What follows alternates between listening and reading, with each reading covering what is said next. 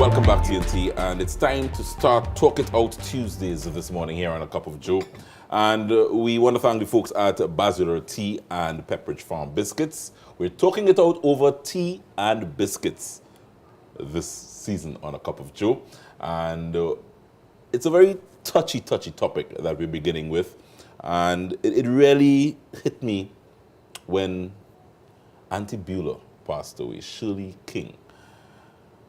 For many of us who would remember, that would have grown up watching Auntie Beulah on our television screens, the impact she had on this nation, the larger-than-life figure that she was to many of us, she died and really hit hard times before she died. And so many others that we can call to mind. This morning, I want to bring to the discussion, how do we treat our national icons? And I've called two gentlemen that I hold in very high esteem, especially when it comes to art and culture. I have with me, closest to me, Giles' very own Uncle Errol, Fabian. Just right. Thank you very much, thank you very much. Next to him is I-95.5's best of the best of the best. Thank you. John Benoit. Gentlemen, thank you very much for being here. It's good to be here. As I said, it's a topic that touched me, and I thought that I should bring it to the table as early as possible once Cup of Joe got cranking again. And I really want, first of you, to weigh in. I'm sure it hit you, Uncle Errol, first of all, more than it probably hit me. I don't know, you would have probably worked with a Shirley King. What impact that would have had on you? Shirley and I work together a lot, not just in a bigger team, but just Shirley and I. We travel together, we work together. We did a lot of work written by Stokes and Hill. But, you know, Beulah didn't hit hard times. And a lot of artists, just before she died, we live hard times. You understand? As artists? As artists. And that's not no noble thing. Nobody want to live so nobody like that. But we ourselves are to blame in part. But the regard or disregard that art is held in this country is a big contributor to it, you know. But we ourselves should, you know, put our foot down. You know, it's show business, and a lot of us concentrate on the show and forget about the business. But there's such a energy when you're going along and you're on top of the game, you know, that you get carried away with it. But Trinidadians, Trinbagonians, just forget you real fast as artists. Yeah. And so Beulah's hard times, as you say, have been going on for years and years. John, and Beulah would have impacted Trinidad and Tobago.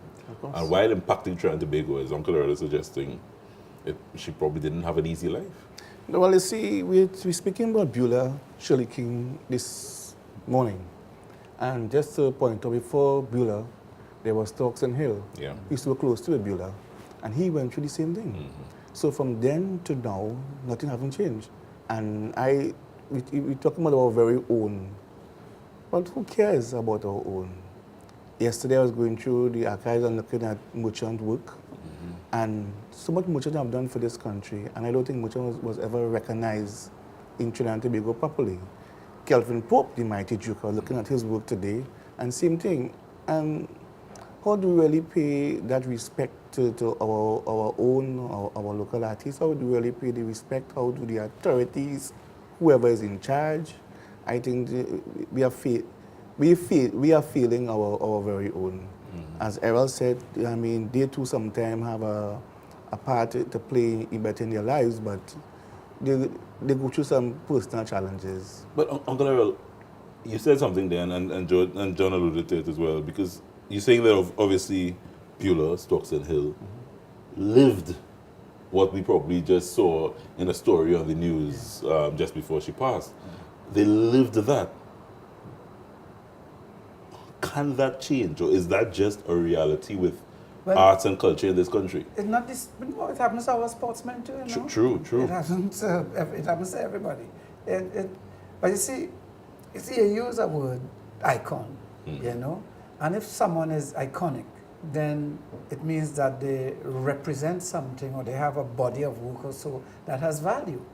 But the value is not attached to it, not by the citizenry and not by the administration of the company, of the country. So that's a term. I don't like people to call me that at all. Because the value isn't there, but really and truly to an icon is the smallest possible representation it could reduce something to of a larger thing. And you shrink it straight down and make an icon out of it. And I know it's not the intention to do that, but that is what an icon is. It's just a little thing that represents this huge thing.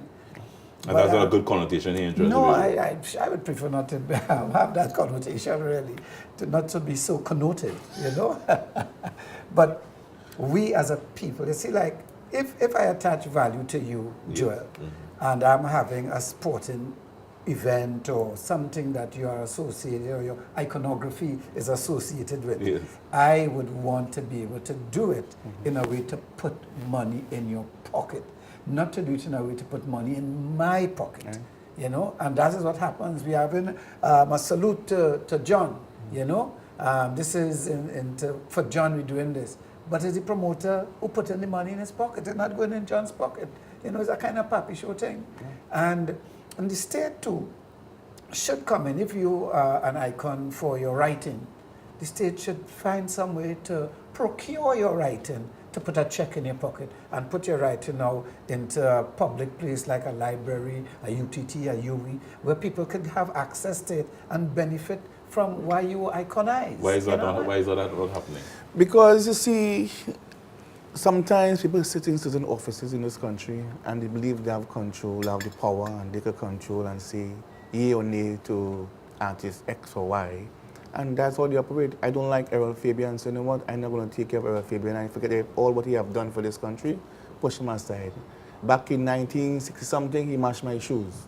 It may sound silly. I didn't say sorry.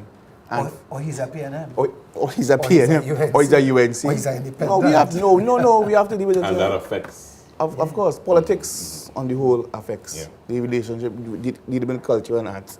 Sometimes I ask myself, what is the role and function of the culture ministry? What is the role? How are they going to be protecting the artists in this country? Because, as Errol mentioned just now, about a promoter will come and say, let's say for instance, Super Blowing concert. That happened before. And after the show, Super Blue was very broken. Promoter went home happy. And I could sit here and tell him many stories that I know of. King Austin. There's the idea today. He too. People use, abuse, and then refuse them. As I say, I'm not going to put all the blame on the authorities or a promoter, because he or she have to also look out for themselves too. Yeah. And when we come back, gentlemen, I just want to take a short break. When we come back, I want to actually discuss if in truth and in fact the authorities, the state, the government, really do owe these national icons anything. When we come back, we're talking it out over tea and biscuits, brought to you courtesy of the folks at Basilar Tea and Pepperidge Farm. And when we come back, Uncle Errol and John Wayne Benoit is in the house and weighing in on this matter. How do we treat with our national? Basilar Tea, made from only the finest quality tea leaves, allows for an exclusively premium cup of tea. Basilar Tea, unique and familiar flavors with Ceylon's best green, black, and herbal teas. Takes you on a trip to exotic isles with every sip. Basilar Tea, for any occasion. Available nationwide and distributed by Vemco. Open up to possibility.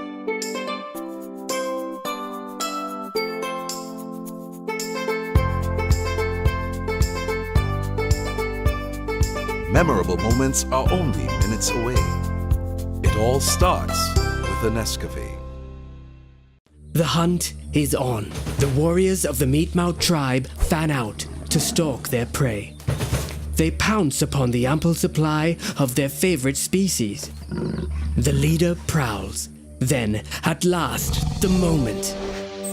With skill, the leader homes in on the prize lying there, waiting to be plundered. Sensing success, the other hunters join in the feast of the senses. Magnificent, mouth-watering, fine cuts worthy of the Meatmouth tribe. Victory. The Meatmouths celebrate. The tribe is nourished. Meatmouths know that for the best meats, the only place to hunt is Massey Stores. We're talking it out over tea and biscuits this morning, thanks to Bachelor Tea and Pepperidge Farm Biscuits. My tea tip this morning. Do you know that tea is better than juice? Did you guys know that? Depending on the juice. If you drink tea instead of juice when you feel a cold coming on, it's better because the juice, despite it may have vitamin C, it has sugar, and the sugar apparently can suppress your immunity. Ay, ay, ay. Boy, I do Thank you, some Dr. research. Joe. Thank you, Dr. Joe. And the tea will actually be better if you feel the cold coming on because it also clears your nasal passage. Rest it on some tea. Very good. That's a tea tip this morning, brought to you by Bachelor Tea. Gentlemen, back to serious business. That's Dr. Joe. Very serious. Back to serious business. Back to serious business. Shirley King, Merchant, Duke, King Austin, all these folks. Kitchener, Rashford, Rashford, oh yeah. Jesus, we can go on and on. Did the state, the government, owe these gentlemen that affected all our lives so positively anything? Are we being too forward to say, listen, the government needed to step in and help these gentlemen and women? But I hold to the fact that nobody owes Anybody anything. anything. Thank you Yes. very much. Well said, John. I hold to that. But, There's a but. well, let me withdraw that. However, However, pay that respect. How do you do that? you know, I feel the state only, saying only owes as much as the citizenry decides the state owes. Because if we agree that King Austin gave us all of this thing, and we okay to pass King Austin in the road and see him on hard times and pass King Austin hustling for bread here or Junior, whoever hustling there, and we okay to pass that, then the administration has every right to join us and leave them so. But if it is as a people we decide we want better for our fellow citizens, then we must insist that there's policy. Because it mustn't be that because I is your friend and you is the minister, I get something. There should be policy so that we look to cherish your work and place it somewhere. Where can you find a Minchel costume now in this country? Where can we find it? Where can we get the lyrics of Sparrow's great songs so we could study them as some people want to do? Where? You know, there should be an institution that wherein these types of work reside. And when your work gets in there, there's a check that you get. You know, so there, it has to have some kind of policy. It must be in us. Yes, and there must be also a recognized policy. Because say policy is one thing, because I can say policy, but it's not recognized. It have to be known. And as I said before, for too long this is going on, and we have lack of voices. Even the fraternity itself lack voice. Because, can I use the term of eating our food? All right, so they're eating our food now, because whoever government is in power, and they will have nothing to say. And who's supposed to be representing the artists or so in the country, that body, they are quiet, government go, government come, and they're not letting their voice be heard, and they're not asking for what that they think that they need to pay that respect to our very own, our local artists. And policies need not be changing, because it shouldn't be a policy of a party. It should be a national policy, so that we know that our country, with respect to art, is going in this way. With respect to sport, it's going in that way. Energy, we're going so. Health, education, But there's so many lines drawn between us. We're divided on so many issues that we are incapable of coming together to really get real changes and real things put in place to take care of ourselves. All right, guys, let's try just to underline it. John, you've been around the art form for such a long time. How do we put things in place where we won't see what happened in the last decade or two continue to happen, especially with our artists and national icons? Well, for me, just to answer your question quickly, I just want to say that great minds need to come together and let's have this proper discussion, conversation, and let's see how we can go forward.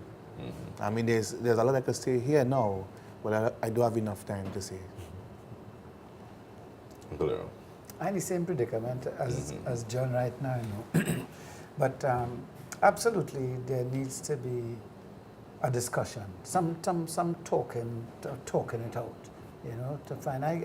It's beyond me to find a solution sitting here, but all I know, what I find today is bread to feed my children tomorrow, and that's the order of the day right now. So that is what we have to do. Guys, you know what? Before we wrap, you know what I just got from what you all brought to the table today? We don't love ourselves. We don't love arts and culture that represents this country. So it takes a backseat all the time. And it's such a sad thing. And as I said, when we see people who would have gone with a body of work that would have made us jump and dance and laugh and brought so much joy to this country, and then we see them wither away, literally. Can't pay the doctor bill. Yeah. Something. I think we need to look in the mirror sometimes and look at ourselves. Thank you very much, gentlemen, for being part of the discussion this morning. The discussion will continue, as I said. Thank you for your cup of tea, cup of joe. Yes. Bachelor tea, drinking good tea, John.